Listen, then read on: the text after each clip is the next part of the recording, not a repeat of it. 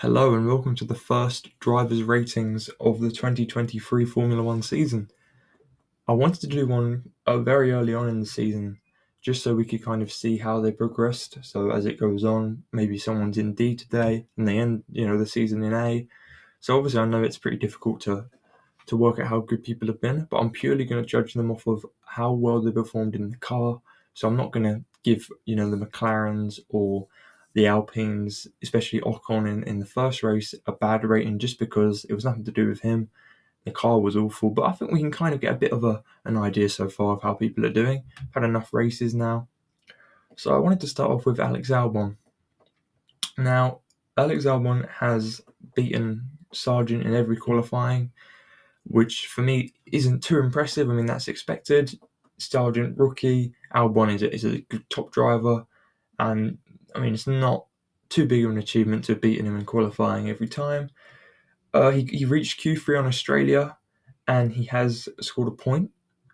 I think so far, the Williams is interesting. It looks kind of fairly quick in a straight line, but still, not good enough to be finishing in the points every week. For me, when you look at, again, what Albon's done, he's out driving the car as far as I'm concerned. I think he's definitely not an S, because I think S would be if he'd scored points a couple of times and finished Q3 a few times. But considering how good the car is and what he's done with it, for me, I would put him in A. I think he has performed very well, and I think we're used to that now. I think he is just a top driver, and I think Williams hopefully will keep improving and he can really show just how good he is. Fernando Alonso, for me, Fernando Alonso has been unbelievable so far. I think, obviously, given a good car, but still, considering Lance's finishes, he's performing so much better, and he's really, again, getting the most out of that car. It's not a case of Aston Martin, should be getting podiums every race, which he pretty much has got a podium every race bar one.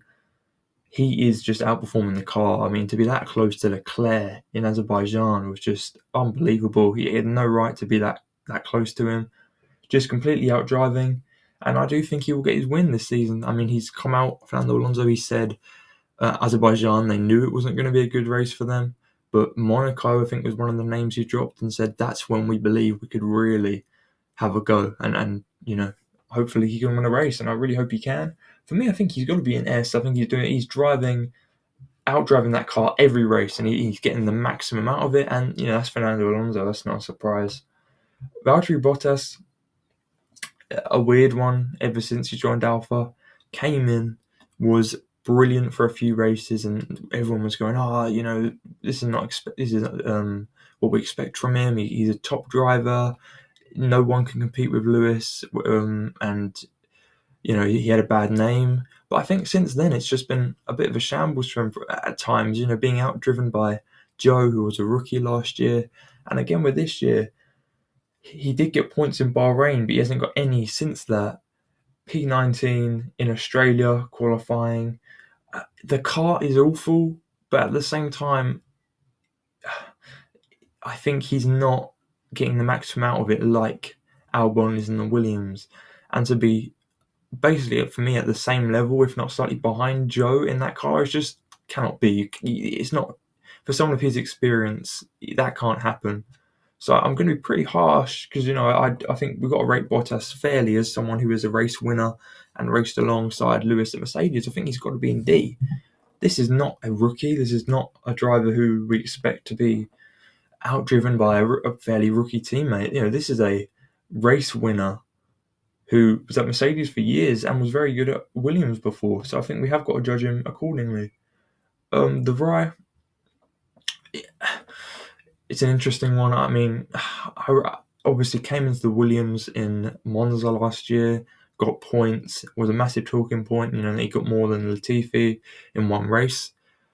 But I just think, the car obviously isn't one of the best cars in the grid, but obviously we'll get to Yuki Tsunoda. But I really think Tsunoda has shown that the car is not as bad as he's showing.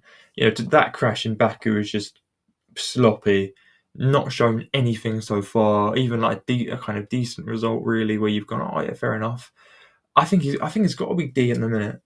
Maybe that's harsh. I mean, I don't think it is, but maybe it is.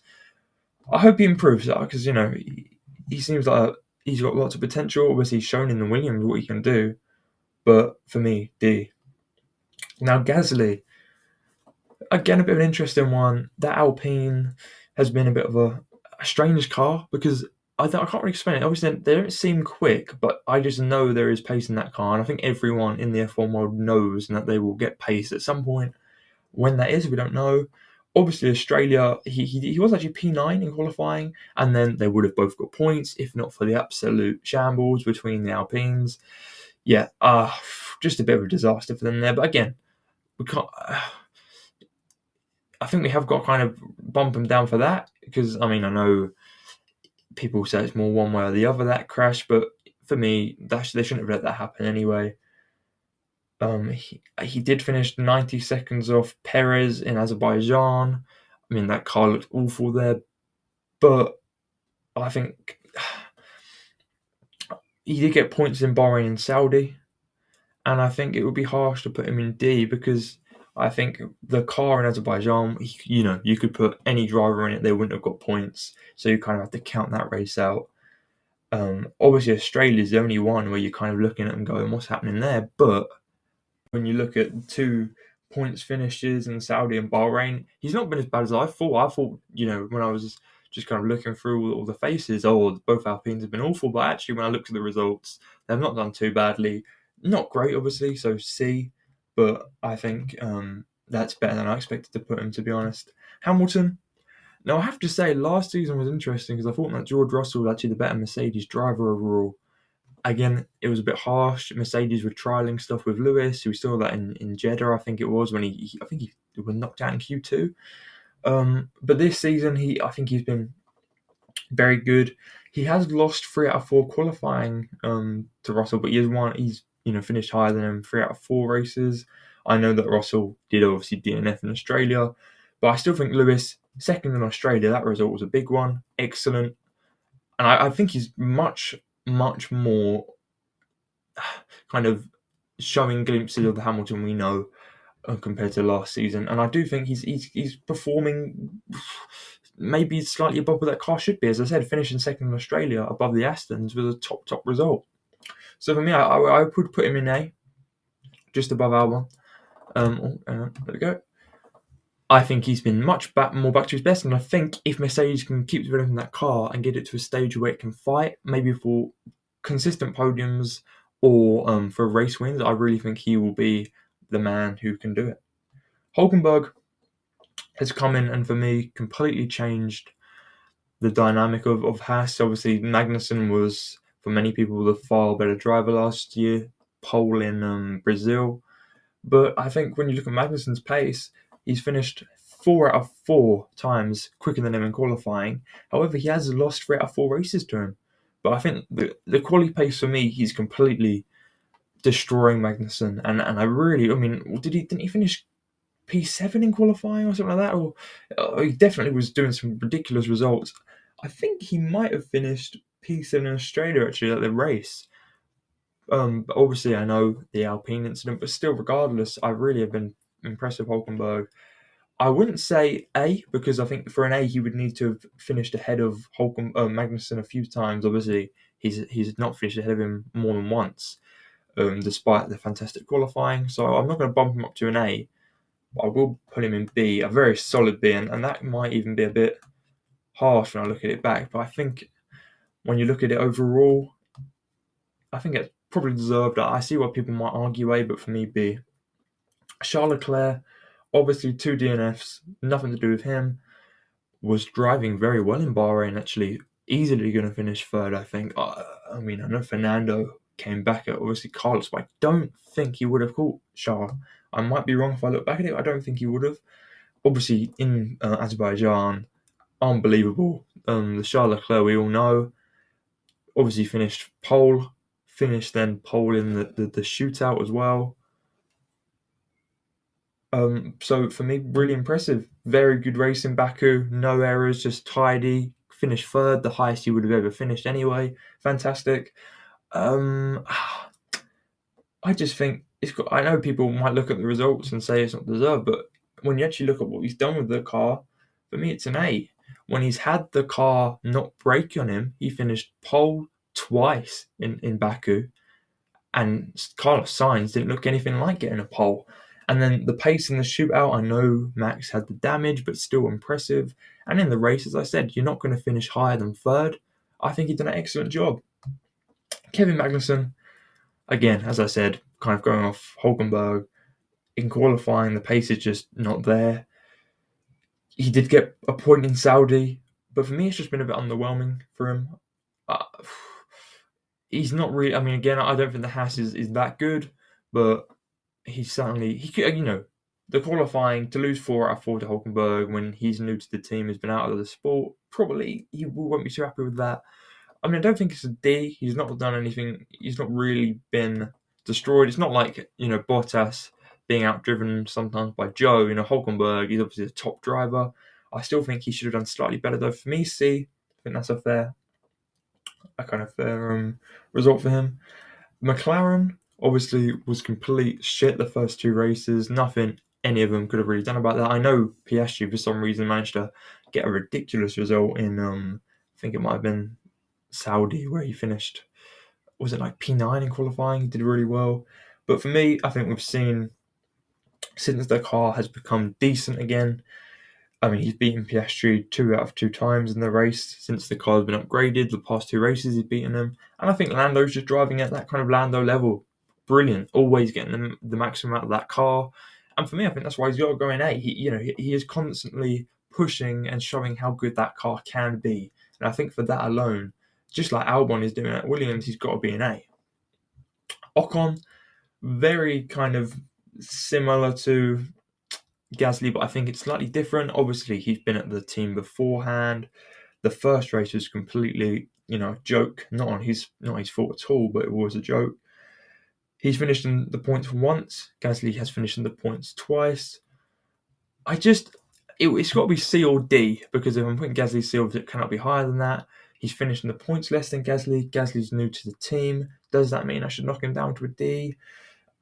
I think so. I think if I'm going to put Bottas there, based on the fact that he's an experienced driver, Ocon is a very experienced driver, and he's also at the same team as Gasly. I'm not going to put him bottom of D. I think he's fairly similar to Gasly, but again, I think Gasly coming into a new team, a lot of kind of expectation of him, and I think he's coped well with that. And I think Ocon will improve without a doubt. But I think again, like car's not been great. Moving on to Sergio Perez. I mean, what can you say about Sergio Perez apart from by far Baku was his best race in a Red Bull, if not his best race in Formula One. I mean, I know people always talk about Racing Point, he came from last, but in terms of pure pace, I thought, to outdrive Max Verstappen, not many drivers on the grid can do that. Absolutely brilliant. For me, I think it's definitely S. And I've just got to work out better or worse than Fernando. I mean, he's 6 points behind Max. That is unbelievably impressive. He drove really well in Saudi as well. And for me, I really think... I think I put him above Fernando. And I know people might say, the Red Bull's the Red Bull, you shouldn't be doing that. But I think for me, to outdrive Max Verstappen is obviously much harder than to outdrive Lance Stroll. And I'm not one of these people who thinks Lance Stroll is awful. I think he's a good driver. Is he Aston Martin level or this Aston Martin level? Probably not. He probably would drive from maybe a Haas, But I think to outdrive Max Verstappen twice this season is just unbelievable. It's just been the Miami practice, and I don't want to get a bit worried about that, but looking at the pace, it looks more like old Checo so far. Obviously, it's practice. I'm not going to take any big kind of assumptions from it, but I hope that he's not really showing his full pace, because so far we're just seeing what we used to see last season, where Checo's 4 tenths behind Max. I mean, he can't really be doing that if he wants to challenge, obviously. Oscar Piastri, obviously, as I said, he got Q3 in Saudi, which was just out of nowhere. That car should not have been getting Q3 at that time. And I think, again, he's a rookie. He's not been in the sport for a year. And he's not been completely destroyed by Lando. I think they've been fair. It's been more like, I think sometimes what you used to get last season was Lando finishing 7th and Danny Rick finishing about 16th or 14th. It's more like Lando finishing 8th, Piastri 11th. It's much more reasonable. And I think the fact he's a rookie, I think it's got to be an A. As I said, that Q3 in Saudi was just ridiculous. That should not have happened. And I think he's very, very impressive. George Russell is a bit of an interesting one. Shown good pace. He's not had a standout result yet, like we saw with Lewis P2 in Australia. Shown good pace, as I said, but I don't think he's done anything to deserve an A. So for me, it's got to be below that. I don't think he's, as I said, been performing. Again, a bit unlucky in Australia, I know, and he might have finished, or he could have very easily finished on the podium there, but it's a bit unlucky that he DNF'd. I can't judge him on what could have been.